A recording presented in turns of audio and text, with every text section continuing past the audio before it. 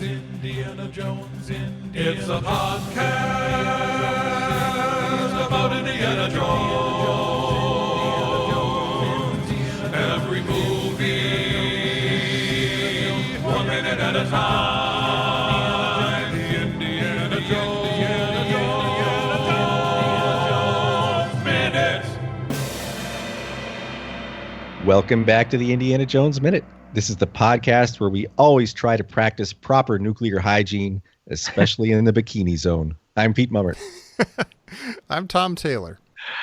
I'm Gerald Christopher Chocolate Eclair Porter. Oh. Don't think I want to know where that's going.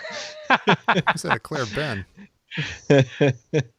And today we're happy to welcome back filmmaker, writer, podcaster, all-around great guy, John Ingle. Welcome back, John. Thanks for having me back. Yeah. And today we're talking about minute 23 of Indiana Jones and the Kingdom of the Crystal Skull, which begins with Indy getting his misunderstanding scrubbed clean, and it ends with Indy spilling the beans about a steel box that is not a refrigerator. And why does Indy stop the scrubbing of his misunderstanding? Is he trying to keep it red hot? No, because that guy's using like a push broom that you'd use on like your deck. He said, but sir, that's the dirtiest part. Yeah. It was dirty before the bomb. Yeah, exactly. Years of misunderstanding. I'm just saying, after reading and watching Chernobyl and reading about the effects of radiation burns, I would ask that guy to keep scrubbing until his arms were about to fall off. It's like, don't stop. I mean, maybe Indy, because if you look, Indy like points and scolds him, and he pulls that. Maybe what he says is, "Don't worry about it. It's lead." I don't know. But if you notice, he pulls the rake up from his misunderstanding. He does. Like you call it a Yeah. He's raking his misunderstandings. I also like it's all you always say plural. Like he's got some kind of genetic abnormality. That's the meat and the potatoes. Yeah. It's all a big misunderstanding.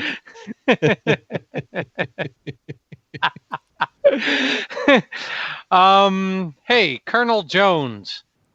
Throwing this John, question for you. Colonel Jones. How do you feel about that? Does that make sense? That he became a colonel? That he's a colonel, that he's in the military, that he served? Yeah, I think it does, especially in the we're in a 50s movie here, right? We're in a post-war Eisenhower era like movie. We didn't really I was going to say in the last episode how there's a genre jump here, right? We've gone from the Republic serials to a 50s B movie. Yeah. And I think that's totally fitting now. Like, of course Indy served. Of course he did. This Indiana Jones that we've decided is a hero now that likes to put things in museums. And, that's what all he cares about and so on and so forth. The guy that softened up at the end of the third movie. I think he joined. Sure. I mean, everybody did, right? It was World War II. Everybody had to do their part. So I always thought it made sense. The problem with it to me has always been, and I remember thinking this as I was watching the movie for the first time. I immediately went, I think I would rather see this movie than the one I'm watching.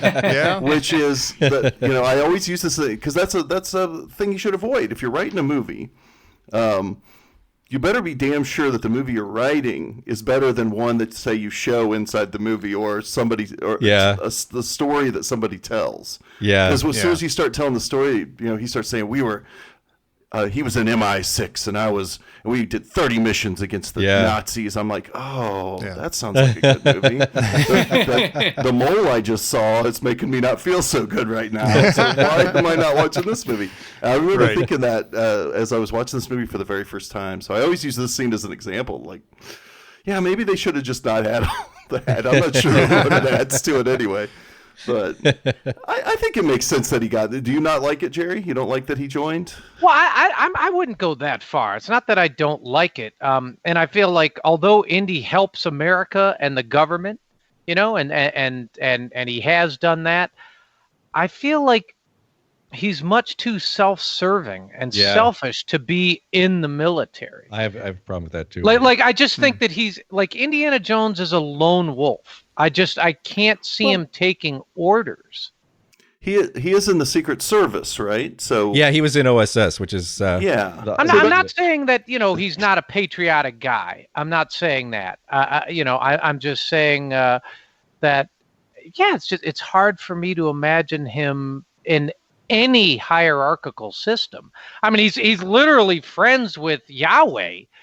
And he's not even, he doesn't show much deference to the Lord. See, I could So sort of I don't- accept him more as I always bristle at this too, but I mean you're right, John. If he's an able-bodied American at the time of World War II, he's gonna go. I guess I got to sign up. All right, it's what I got to do. And I can almost picture him more as just a grunt, just like a dude in the trenches. Do they have trenches in World War II? They probably occasionally. Yeah. But but the fact they're in these scenes here, in these minutes, are kind of building him up as like, not only is he an amazing archaeologist and feats of daring do, but he's also Captain America when he's in World War II and stuff, and he's doing all these amazing things. That seems a little. Well, to me, he did spy missions, though, right? yeah. So and to me, let's that remember. Yeah. Oh, well, go ahead, Pete. Maybe you're about to say about the same thing I am. Go ahead. I was going to say, to me, I don't like him being serving because I also think like Jerry seems kind of a lone wolf. But OSS, which was the predecessor of the CIA, during World War II, actually, it was extremely common for them to hire archaeologists as spies. Oh, really? Because Really? archaeologists knew like the local culture and locations, and they figured that since they could decipher dead languages, they were also really good at deciphering codes. So, and they also like could be in a very sensitive area and surveil whatever was happening, but also have a reason to be there. And they generally were on good terms with the local government, and they would have a pass. Wow. So it was this I think is one of the more realistic parts of the movie. Well, that's great. Like from a realistic point of view, that's really cool. And I just occurred to me as we were all talking that if he's an OSS guy, I mean, remember what movie Spielberg really wanted to make, right? He wanted to make a James Bond movie. Yeah. So right. let's take Indiana Jones and put him in a different genre altogether. And I bet you whoever his M is just can't stand him. His Q can't stand him. Yeah. He's not taking orders. He's probably going on rogue missions all the time, just like James Bond. He's not playing by the rules. Everybody's he's not. mad at him for getting all those medals that he earned. Like, son of a bitch. You almost want Jones. not to get too far ahead of us, but while I'm thinking about it, you almost want this general that comes in the next minute to be like maybe kind of begrudgingly. Yeah. Yeah. Good funny. to see you, Jones. I guess I haven't seen you since whatever, and you get a little hint of that, like that they used to clash a little bit. But well, I have to give you credit. You did save us at blah blah blah, or whatever.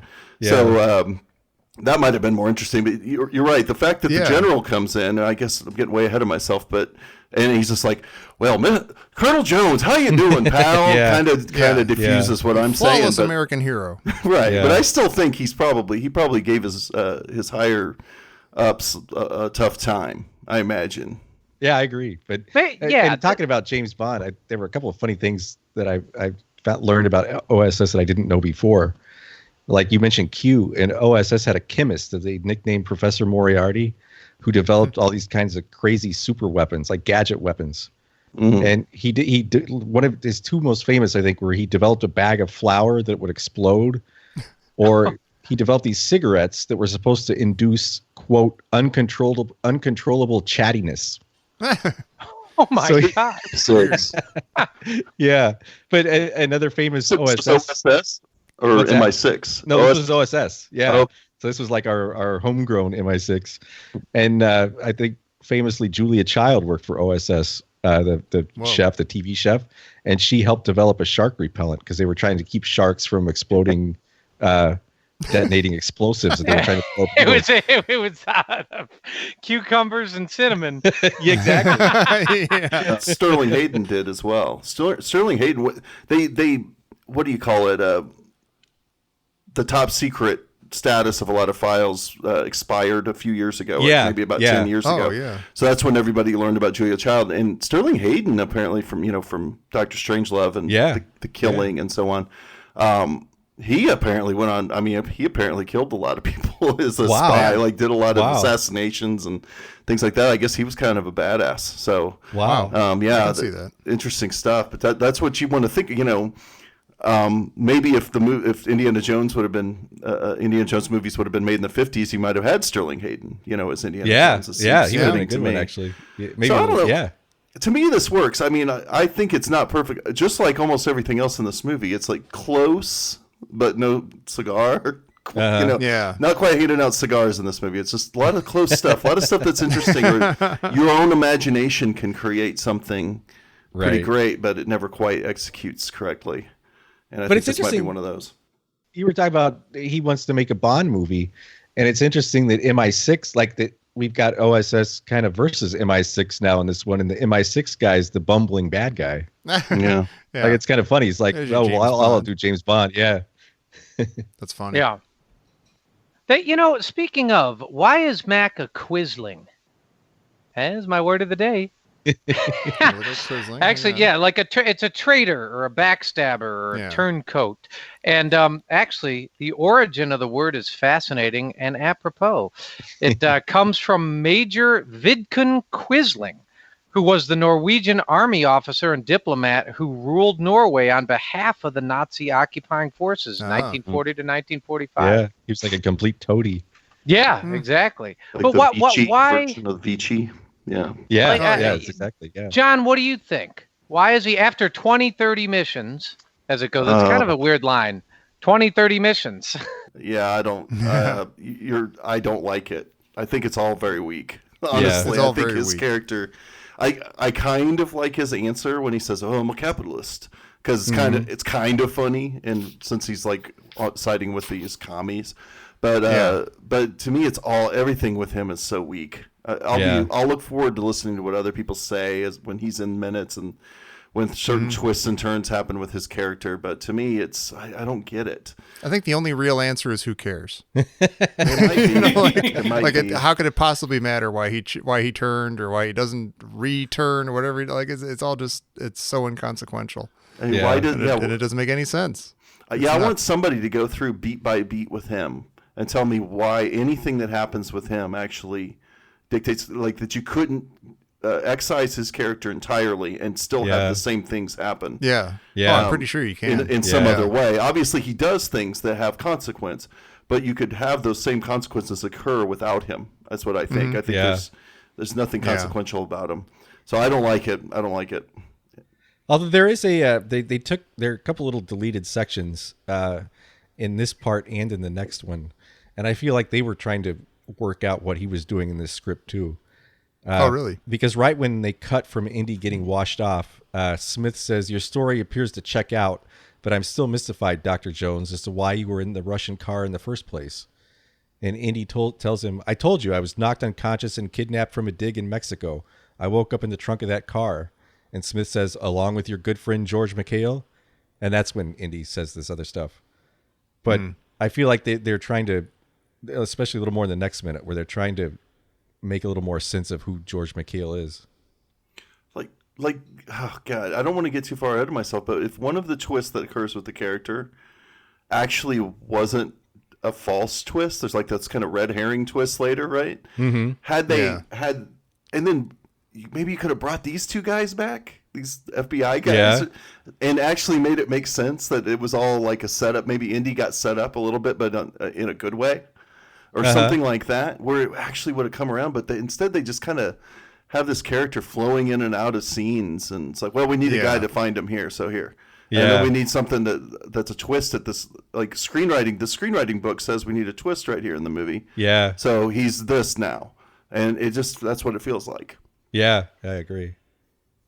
Why does Indy ask what was in the steel box they took? Like, is he playing dumb? Because I mean, he must. I'm assuming he's playing dumb, I guess, except that the look on his face looks like he really wants to clarify. Because I mean, if he doesn't know what's in there, how would he have known, several minutes back that the crate was magnetic? Well, he kind of explains that here, but even that's kind of confusing. Yeah, like the guy says, "You tell us, you've seen it before." And the way he plays it, it's like he's just putting together, like, He's like, oh, you mean that Air Right. Force Oh, fiasco that in 47? box. Yeah. Even Oh, though yeah. Spalko, Yeah. like, minutes and minutes ago was like, oh, you were involved in a thing, Right. and this Right. sarcophagus thing, and he's like, oh yeah. So yeah, the whole thing's a little weird. Yeah. Like, but I do sort of get the sense that from what he, his little monologue here, that he actually doesn't know what's in the thing. He saw little bits Yeah. of things Yeah. and little scraps of information, but he doesn't really know what's Yeah. going on. Right. But it's interesting because as much as I dislike Agents Smith and Taylor, and they've got this whole kind of Hollywood blacklisting kind of thing going on, Yeah. they have a very good point when they accuse Indy of aiding and abetting KGB operatives. Because no matter what his intentions were, like even if he were trying to save Mac, if it hadn't been for Indy leading him to the box, they wouldn't have found it. Yeah, and if you're a colonel in the OSS, you're just reciting, in the movie cliches, you're just reciting your name, rank, and serial number. Yeah. Yeah. That's Don't true. take anybody to anything. Yeah. Yeah. Under Maybe penalty this of is death. exactly the kind of stuff he got up to when he was in the OSS. Like, this is the kind of thing that his generals Yeah. would yell at him Every time for you and got stuff. captured by the Nazis, you just kept taking them to stuff. Yeah. You just have to find out where the box is, don't you, Jones? Every time.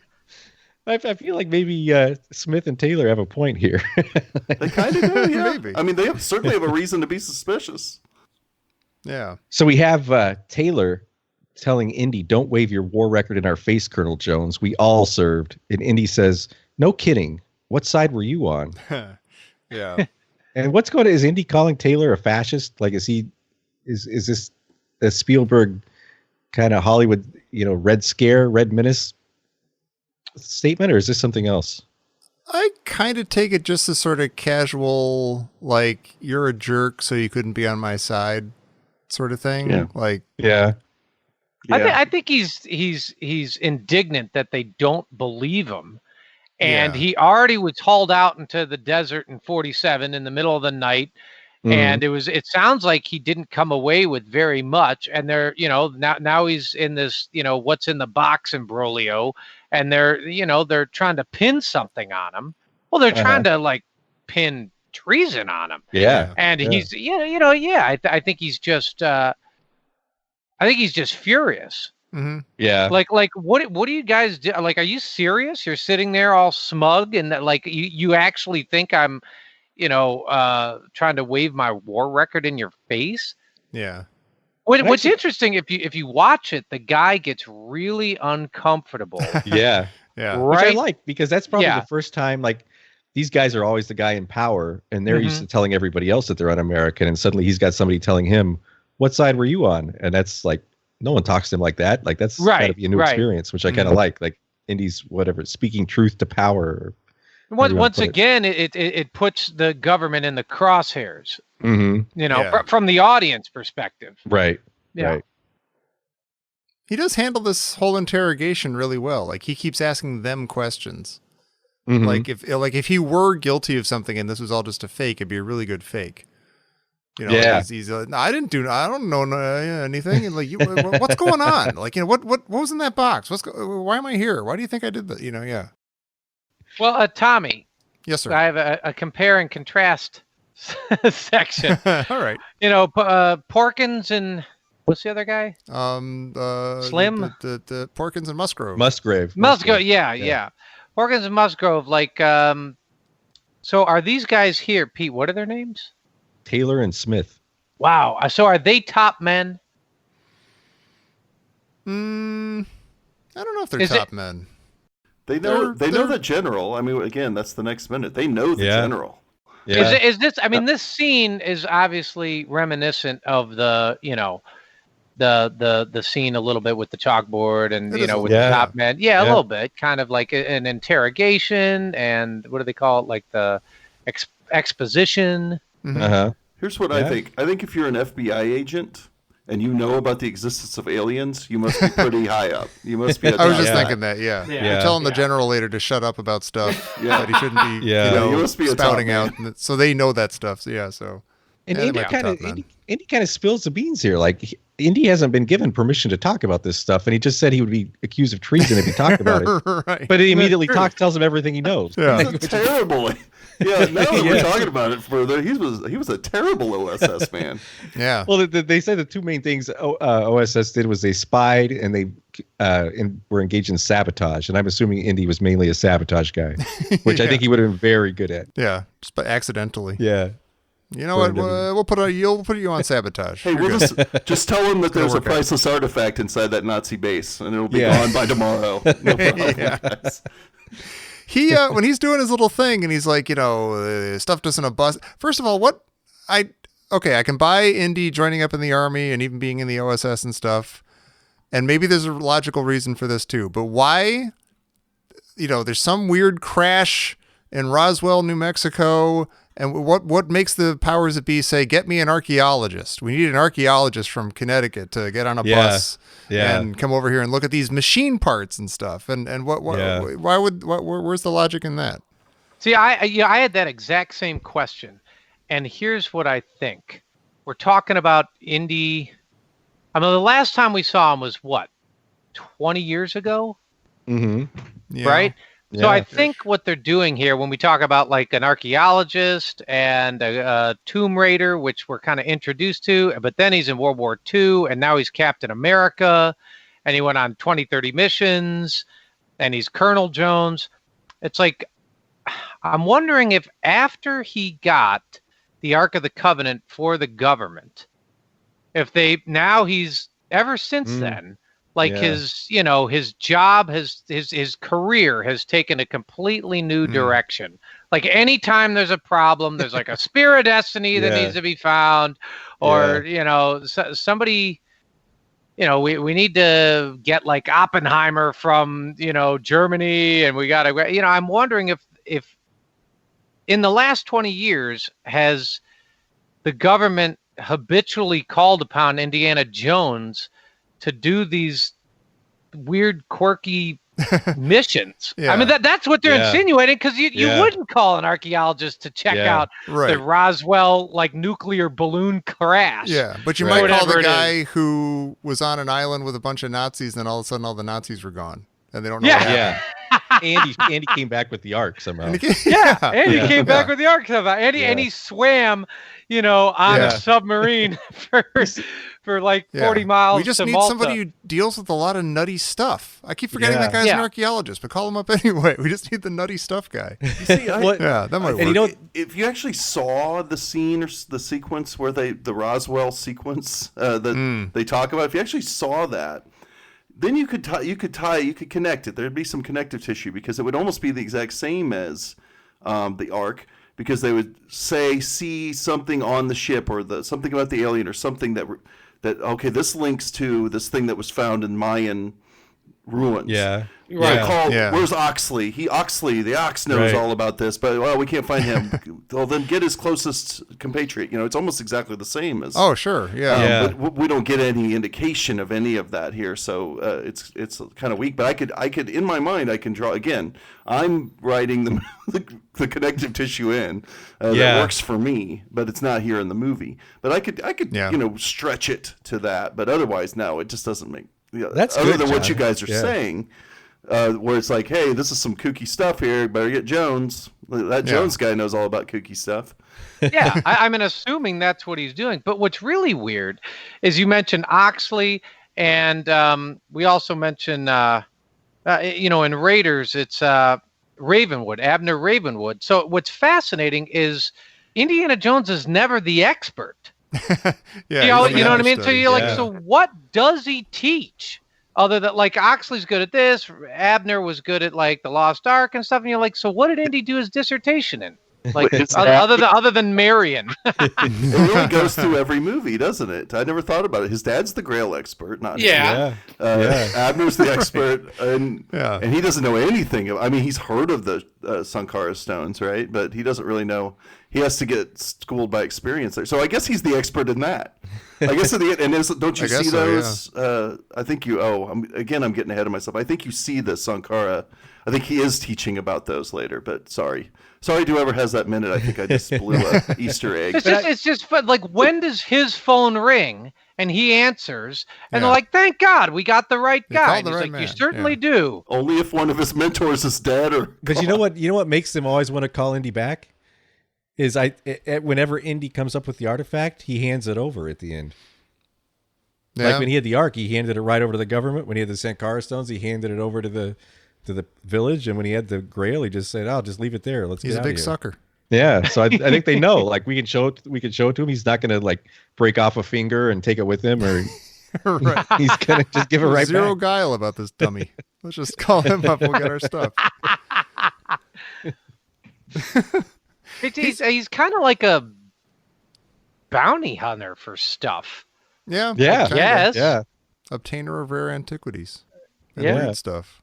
yeah. He when he's describing stuff, I don't quite get the syntax of what he's saying. So like they showed us what pieces of wreckage and an intensely magnetic shroud covering, and then he pauses and then we hear mutilated remains in the next minute. But is he describing, like when he says intensely magnetic shroud covering, is that a noun phrase? Is he like is there a physical I think like the black covering is magnetic the blanket gerund. covering something? No, the shroud. You see the shroud covering it when they open the box earlier, right? Yeah, And that's what's Yeah. magnetic, right? yeah. That's what's magnetic? I mean, That's what he says. Oh, wow, wait a minute. I'm Yeah. guessing the corpse isn't magnetic. Yeah, he says the shroud is here. So Oh, but that's that- weird. it's so weird. That the weird thing is, a shroud is something you prepare a body for burial in. Yeah. Yeah. So did the alien crash with his own shroud, like already wrapped up in his own shroud? And like, did the government make him one to? Yeah, and really. then like, did they decide to make it really magnetic? I don't understand. For why- his comfort. Yeah, like, why? Right, Yeah, it just seems respectful in some weird he way. travels with his own burial shroud. Was the Roswell UFO a hearse? Maybe we really figured something out there. Yeah, Wow. I don't know. None of this. Yeah, all of this. The magnetism thing. It drives me nuts. I almost wish I would have had those minutes earlier. Yeah, Well, you Because can there have was 'em. something about that I don't know what the person prior to me said, but it drove me crazy that they didn't use the magnetism for something. Like, hey, it's magnetic. Oh, look, I mean, they found the thing stuck Yeah. to it, but Indiana Jones and the screenwriter should have thought to use that to disarm the bad guys. I've never understood why that wasn't. I was watching that movie. Yeah. I was like, "Oh, this is good. He'll open that box. He'll know more about how magnetic this thing is than they do, and all their guns will fly off, and then he'll just start punching faces." Instead, he just starts punching faces, and for whatever reason, none of the guns are magnetized in that whole scene. Everything's flying towards it, except for their guns, which are apparently made of plastic or something. I don't They know. wrestle with them like in one shot. Like they Do pay they? attention to the magnetism when they kind of feel like it. But you're right, it doesn't. Yeah. Like even here, like just as a concept, it's like I guess it works as like a tricky, fun way of finding the crate in the first place. But then to have it to like repeat it here is weird, just because it's like, well, what does that have to do with anything? Like, you know, it's it's not interesting that it's magnetic. It's interesting that it's a weird spaceman from outer space. yeah. At some point, that magnetism should have paid off. Something should have Yeah. happened that changed the story. I mean, it really should, because they brought it up so many times that at some point it should Yeah. have turned the tide, but it never does. And Yeah. it's weird. It's just weird. It's just something Lucas. I'm telling you, that was a Lucas thing. I'm pretty sure that was. I I think was there's- reading about UFOs. I saw that they were magnetized. Some people say, and then Yeah, that's make the sure it's thing. in Like there. people that investigate, quote unquote, Roswell, is the one of the claims is that it magnetized rocks in the area. So I think Lucas is throwing as much as he can in about the Roswell incident to kind of add some verite to the cinema here. right. He did his homework. He wants to please all the conspiracy nuts who are Yeah. going to be watching this stuff closely. Well, speaking of conspiracy nuts, any of you nuts have anything else for minute 23? Not me. No. Nope. Well, all right. Let me. Hey, here we go. Coming in over the wires. This just in from Professor, my sister. What does the "my country" line add to the discussion? Yeah, he says like, "Hey, you brought these, KGB officers in the United States, my country." I forget what he says I that think- about, but I think it makes it personal. I think he's like, Yeah. you screwed with me. I'm mad at, like, I'm actually mad at you. I think it sounds just like someone at one of the McCarthy hearings. Oh, it does. Yeah, Talking yeah, to it someone does. saying my Yeah. country and just like implying immediately that the person Yeah. they're questioning is less less of a patriot than them. He's otherizing Indy immediately. Yeah. Once again, it's. I mean, in this minute, we see Indy versus the government. Well, the government often comes in as the dummies who don't get it. They're just like the bureaucrats and they don't get what's going on. Top men, that whole business. Yeah. Like our hero is the guy who knows what's going on and he's obviously right, but then these dummies don't, they're not listening and they're just going by the book and they're pig-headed and that happens all the time. It's funny. We talk about all the people that went into archaeology or history because of these movies. I wonder if anybody didn't go into government service because of these movies. Yeah. We want to be fed. Hey, son, maybe you should get a government job. What, like those guys from the Indiana Jones movies? No, thanks. Yeah. You don't thanks, mean Pops. to Indiana Jones. I'm no bureaucratic fool, Dad. Yeah. If anybody became a prairie dog. Well, speaking of non sequiturs, John, anything you'd like to tell our listeners about? I know you work on a lot of cool stuff. You can come over to Alien Minute, listen to our episodes over there, or you could come over to ABC Devo and listen to me and Tom and Peter Taylor and our buddy Joe Maisel talk about Devo songs, all of them, every single one of them for like 2 years. I enjoyed that program. I loved it. It was great. Was it 2 or 3 years, Tom? I can't even remember how long it took. I think it was like 5. 5. 7 Maybe or 8. it was 5. So so you come over to listen to those things. Yeah, and if you want to hear even more of Tom, check out his other. What's the other podcast? The Blues Caddyshack Minute, Blues Brothers Minute. Yeah, that's 2 different shows, man. Yeah, I'm busy. if you thought of a show, Tom is already doing it. So God, now check people out are gonna that think of show. shows. Don't wave your podcast record in our face, Tommy.